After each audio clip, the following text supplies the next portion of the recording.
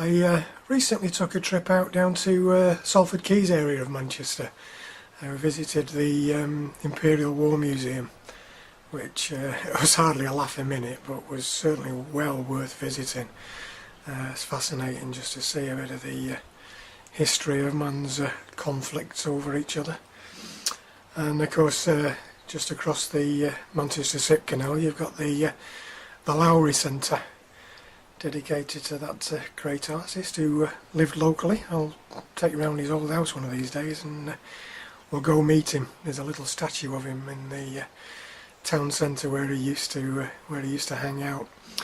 But I took my camera down with me, but again the weather was reasonably nice, but it was so hellishly windy, and of course I did do a bit of filming, but you couldn't hear anything that I was saying, so I gave it up as a bad job. And of course, visiting the actual galleries, they're a little bit averse to you filming stuff, whether it's for copyright reasons or not, I don't know. So it just occurred to me, everybody's got a bit of artwork knocking around in their own houses, so I'll give you a little guided tour of the stuff that I'm encountering every day of the week. Might give you a bit of an insight into my weird and warped mind. Bit of work by a guy called Michael Sowa, if that's how you pronounce it, S-O-W-A, and I absolutely love it. It's just a little birthday card somebody sent me, which I had to frame. Got all the little potatoes running around to the potato store. Little carrot sat on the side with his briefcase, no idea where he's going. Little policeman potato in the middle of the road. And what I really love is this little jar of gherkins. It's almost like a little car with pickle juice in it, and they're driving to Lord knows where. But I desperately tried to find this as a full-scale print, but apparently it's not available. But I have got a couple of others, which I'll show you later. This was a birthday present of my beloved Carol when we were in Greece one holiday. And I've absolutely no idea what's going on in this particular scene. It's either terribly tragic and alarming, or it's hilariously funny. And I'm somewhat inclined to the latter interpretation. There's a little bit of Greek writing on the bottom there. I haven't got a clue what it means. No doubt if somebody can speak Greek they might be able to translate that one for me. But I think what the guy's done, he's obviously just taken this image out of a magazine, pasted it on a bit of wood and flogged it. And of course I was the guy that fell in love with it. Always makes me smile, but I'd just love to know what was happening. Just on the other side of the stairwell I've got a couple of postcards I've framed of crop circles, of which I'm an absolute fan. I would like to think that they are messages from somewhere out there, whether they be interplanetary communication or interdimensional communication. But I do appreciate that an awful lot of them are being created by the Duggan Days of this world with their planks of wood. Something as elaborate as that, whoever's created it, it's just absolutely beautiful. I love them. Really do. Bottom of the stairs, going up to the loft, I've got this incredible image, which, believe it or not, is actually a tea towel. And there's something about Aboriginal artwork that I really, really adore. It's just that primitive, basic, mystical thing. It's absolutely wonderful. Hunter dreaming. Certainly gives you thoughts of all sorts of mystical and magical things. I love it to bits. And as a pot towel, it's never been near a pot. Been nicely framed. Welcome to my bedroom, and welcome to another work by Michael Sowa. I just love this. I haven't got a clue what's going on. I believe Mr. Rabbit there is supposed to be a a prince or an emperor of some sort. Apparently it's a story or a poem about this little character that goes to Berlin on a search for love and goes to watch the Berlin Wall coming down. But I just think it's a wonderful image, and I'm still unsure about whether the guy's drying himself down with a leopard towel or stepping into or stepping out of a huge pair of leopard print boxer shorts, but it just makes me smile, and I thought it was very apt for a bedroom come dressing room.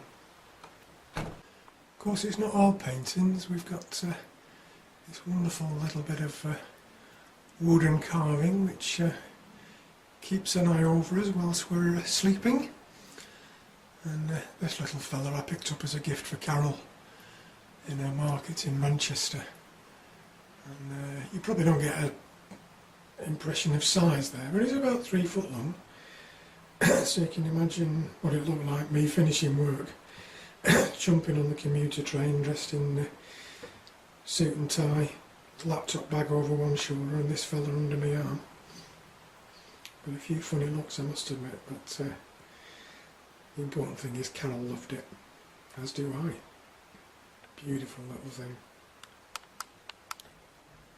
One good thing about enjoying good art is it gives you a good excuse to put pictures of nuddy women on your walls without the girlfriend complaining too much. And I do love this one by J.W. Waterhouse, Hylas and the Nymphs, if I'm pronouncing that right. And there is something very special about this image, apart from the fact that these girlies have got their tops off. It's quite wonderful. And it's interesting to know that this guy is being allegedly lured into a watery grave by these young ladies. What a way to go, eh? Fabulous. And just across the ways here on the landing we've got Syrinx by Arthur Hacker. Again, good excuse for some naked flesh, eh? But this one is absolutely beautiful. Both this image and the Hylas and the Nymphs are to be found in Manchester City Art Gallery. And the originals, as you can imagine, are a lot bigger than this, and certainly a lot more imposing and impacting. But I truly love that image, and not for the reasons that are blatantly obvious to all you hot-blooded males out there. The wonderful Mr. M.C. Escher and Trappenhaus, the House of Stairs. I found this when I was working in Swindon many moons ago, and I just had to have it. So you've got a reflection of the light shade in the background there, but can't be helped unless you want to look at a very dark wall. But I don't know what it is, but I just love these little creatures. I have no idea what they're supposed to be, or indeed where they're supposed to be going. But like a lot of Escher's work, methinks it's what's known in the trade as a head fuck. And the more you look at it, the more screwed up you become. We're back to Mr. Sauer again, and this image is called Suppenschwein, or pig soup. And I fell in love with it, and I thought that is going to look absolutely perfect in our little kitchen diner. And even my better half Carol loves it, despite the fact that she's vegetarian. She also loves pigs. But it always makes me smile when I look at that. He looks like he's having such a happy time in there. Those of you who've watched my 9/11 memories video will probably be well aware that Port Merion is one of my most favourite places in this country. Well, Wales, not exactly this country, but not far off down the road.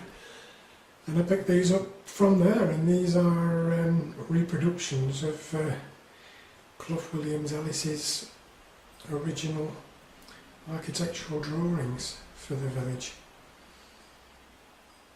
And I just think they look kind of nice. The guy himself was an absolute genius, collecting bits of old buildings from all over the world and sticking them all back together again in a little corner of North Wales. Anybody who hasn't ever been to Portmeirion, it's one of those things you have got to do before you die. I assure you, you will love it. Well, there you go guys, a little insight into the images that I encounter on a day-to-day basis. And as I say, no doubt it gives some confirmation as to what a weird person I actually am. But, I hope you enjoyed it. Catch up with you soon. Cheers.